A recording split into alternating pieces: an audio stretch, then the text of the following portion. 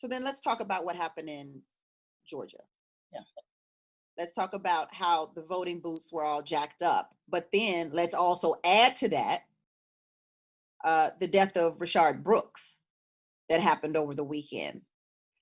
How will that affect? We clearly see via the television how Atlanta has responded, and they responded in kind. You kill our man, we're gonna burn your city down. And so how do you think this will fall in line with voting? How will this translate? How will the anger and the madness and the destruction of Atlanta turn into votes? Well, I want to be clear. I was in Atlanta on election day on Tuesday, and I sat with someone who waited from 9:45 in the morning to 5:45 to vote. We're talking about a 7-hour stretch, if you will, at the polls. Now, this is in the middle of understanding what just happened to George Floyd, that we're still asking about Breonna Taylor, Ahmaud Arbery, all of these things. So it wasn't as if this election, this primary came in a utopian, time in our lives. No, there was already Black bodies still screaming from the streets. We mad. Right?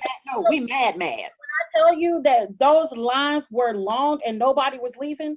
And here's the reason. Everybody can't protest.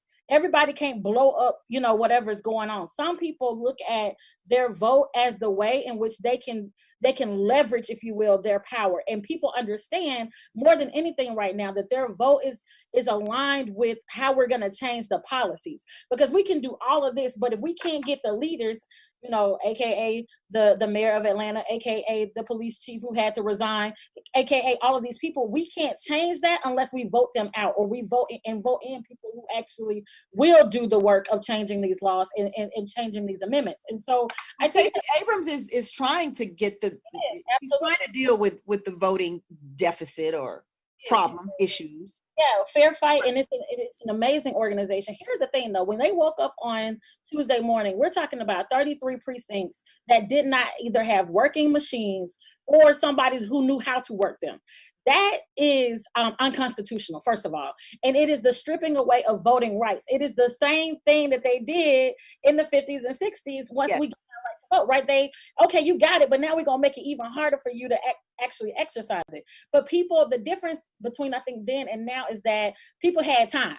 They was like, we ain't going nowhere until we are able to execute our vote, because they saw that as a way to essentially deal with their anxiety around what's going on right now. So we were out there with food, with water, with everything else that we needed to keep. I was around there walking people's kids, everything, to make sure that we could keep people in line. Listen, you know what I mean? You had your playpens up. You had a little kitty corner going on to Tawana.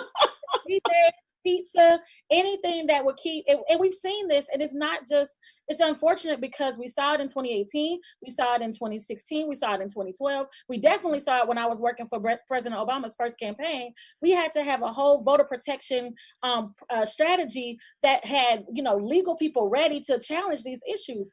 And I think that we fell asleep a little bit after 2012 and 2016, or after 2012 and 2014, because we woke now. We woke now, right? We're wide awake right now. You can't give us you cannot give us a pill to make us go to sleep. Do you understand what I'm saying? We are immune to any sleeping pills. Let's go to our soulmates. Henry Lester says there are cameras around the apartment complexes and fireplace at the park where the young man was hung.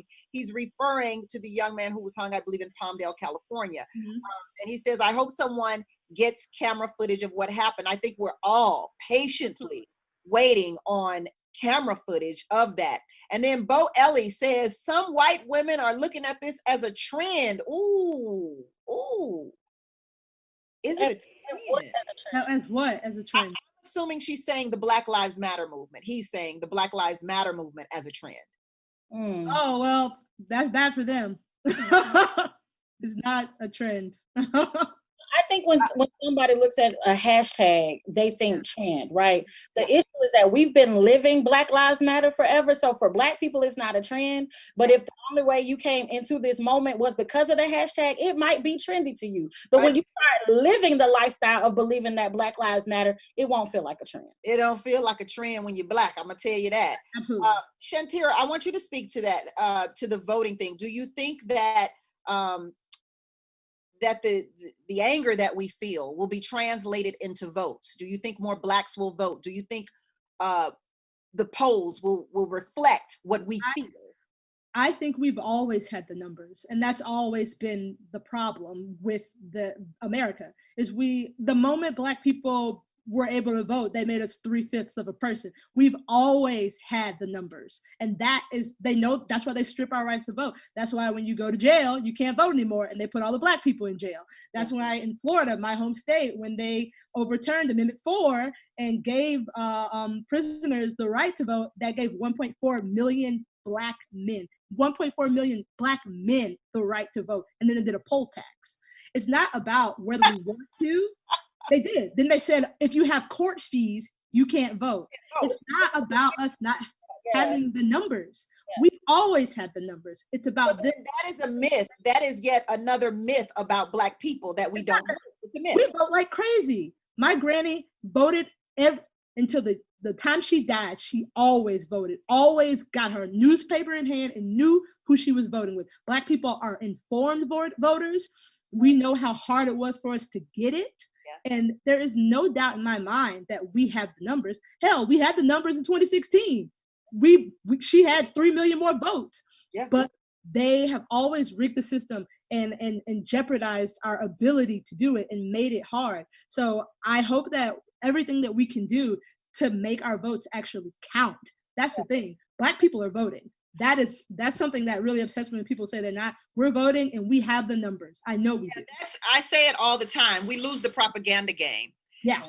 And they put stuff like that on us. Black people don't vote. And then, you look at the numbers, the real numbers, and you find out, oh, wow. Yeah. They got elected because Black people voted. Or they like, yeah. It's like,